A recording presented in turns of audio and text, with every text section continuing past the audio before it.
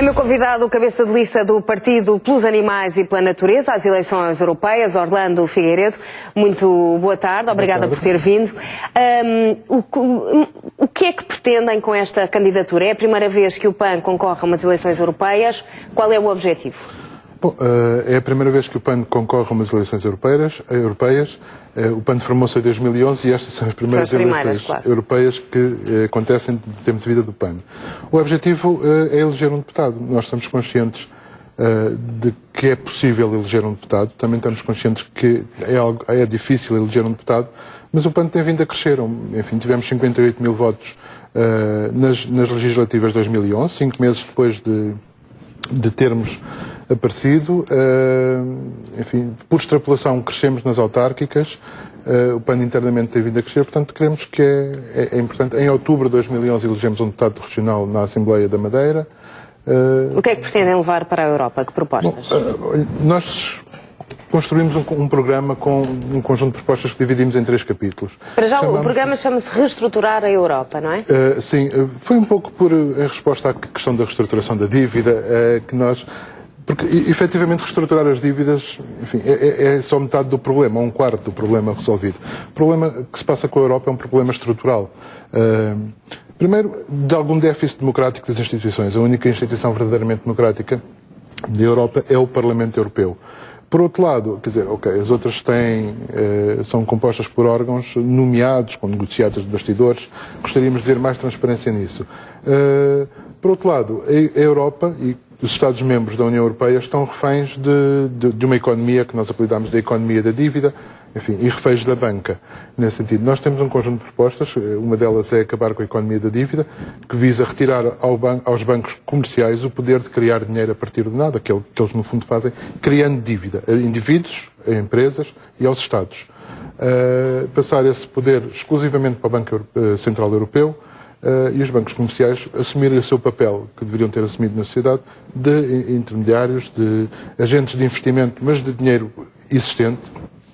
Portanto, a vossa proposta é que os bancos comerciais não emprestassem dinheiro ou não tivessem depósitos? Não, a proposta é que os bancos comerciais continuem a existir e têm contas de investimento. Agora, eles não podem criar dinheiro a partir do nada, através da emissão de dívida. Não é? Portanto, essa é a ideia. O dinheiro eletrónico, cerca de 95% a 97% do dinheiro eletrónico que circula na zona euro é criado pelos bancos comerciais sem qualquer controle do Banco Central Europeu. Há estudos trabalhados sobre isso, enfim. Ainda a semana passada, eu citei isto já várias vezes, no Financial Times saiu uma notícia sobre esta questão da economia da dívida e como os bancos produzem dinheiro a partir de nada, de um economista bastante conservador que propunha exatamente aquilo que nós propomos no nosso programa.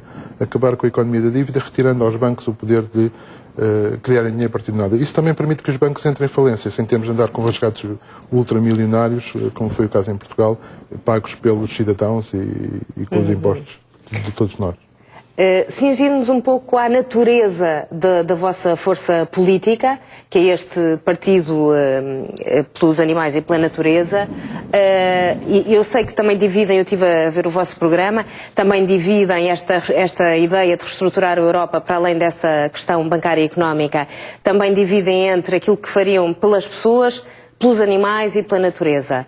Quer detalhar algumas propostas mais originais que tenham, que façam a diferença relativamente aos outros partidos? Apontaria, no contexto do reestruturar a Europa, já a questão da economia, no contexto do capítulo das pessoas, a reestruturação da economia da dívida e a atribuição do rendimento básico incondicional a todos os cidadãos europeus. O que é que isso significa na prática? Que, este rendimento substituiria todas as prestações sociais, abonos de família, subsídios de desemprego, e seria incondicional e para todos os cidadãos, independentemente da idade, do estado civil, da riqueza. A ideia é que seja um direito...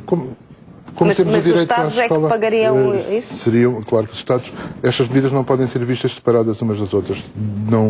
Um Estado endividado dificilmente poderá implementar isto. Terá que ser um Estado não endividado, ou seja, depois de implementar um sistema que acabe com a economia da dívida. A ideia é muito simples, é um direito humano básico para garantir a dignidade mínima de alimentação, habitação e acesso à educação e à cultura. Não será tão estranho, se calhar, se olharmos isto como a escola é universal e é um direito para todos. A saúde, no contexto europeu, é universal e é um direito para todos. Este é mais um direito humano fundamental, que nos parece fundamental, e que... Mas quando diz para todos, é mesmo para todos, ou seja, mesmo para os que não precisam? É mesmo para os que não precisam, porque se não for assim, repare, a escola pública é para todos. É para todos, mesmo para quem pode pagar escolas privadas. Portanto, se não for assim, ele é discriminatório. Há uns que estão a pagar para outros receberem. A justiça, se quiser, é feita pela taxação. Mas é preciso um Estado com uma capacidade de entrega desse dinheiro, tem que ter uma capacidade financeira que depende Estado... também das contribuições das pessoas, não é? Depende das contribuições das pessoas e depende também da dívida que o Estado tem em relação à banca. Se o Estado não estiver endividado, não tiver que pagar milhões de juros por uma dívida que continua a crescer, como é o nosso caso, ele pode transferir esse montante para a sua gestão interna. Então defendem a não pagar a dívida, é isso? Não defendemos não pagar a dívida de todo. Então. Em relação à dívida, quer dizer, enfim, nós estamos num contexto europeu, já estamos a falar dos problemas nacionais, mas em relação à dívida nós propomos uma reestruturação da dívida depois de uma auditoria financeira independente. Porque uma boa porção desta dívida, não sabemos quanto, ninguém sabe quanto, deve-se à especulação. E essa não deve ser paga. Essa não deve ser paga. Deve ser paga a dívida efetiva de dinheiro pedido emprestado. Aquela que se deve à especulação não deve ser paga, porque ninguém tem o direito de especular e ganhar milhões de euros. Já estamos quase no fim do nosso tempo. Queria ainda falar de uma... Queria ainda falar também de um aspecto interessante que sublinhei do vosso programa, que é trocar o PIB pelo FIB. Quero falar sobre isso? Não é trocar, se calhar é vê-los em paralelo. Muito rapidamente, porque ainda gostava de tocar nas questões animalistas, o FIB, enquanto o PIB mede a quantidade de produção de um país, sem qualquer preocupação com a sua distribuição, o FIB introduz variáveis que permitem perceber como é que essa produtividade se distribui. É a felicidade interna bruta. Chamamos assim, o Brasil implementou em alguns estados este indicador. Há outros países, o botão... O INE também tem um indicador que é o bem-estar, não é? Sim, que é o bem-estar. Seria por aí, mas levá-lo mais a sério e incluir, enfim, outros itens, como a satisfação com a qualidade de ensino, a satisfação com a qualidade dos serviços de saúde, por aí fora. A ideia é que nós percebamos de que forma é que a riqueza que o país produz se distribui pela população. Não somente o quantitativo, mas também o qualitativo no contexto da população. Nós terminamos o nosso tempo, temos que ir em direto para a Assembleia da República. Falta alguma coisa que tenha mesmo que dizer? Diga, já que está aqui. Sublinhar, no contexto animalista, a proposta que nós temos, à semelhança do Tribunal Europeu para os Direitos Humanos, criar uma Carta Europeia dos Direitos dos Animais e do Ambiente e um Tribunal Europeu pelos Direitos dos Animais e do Ambiente.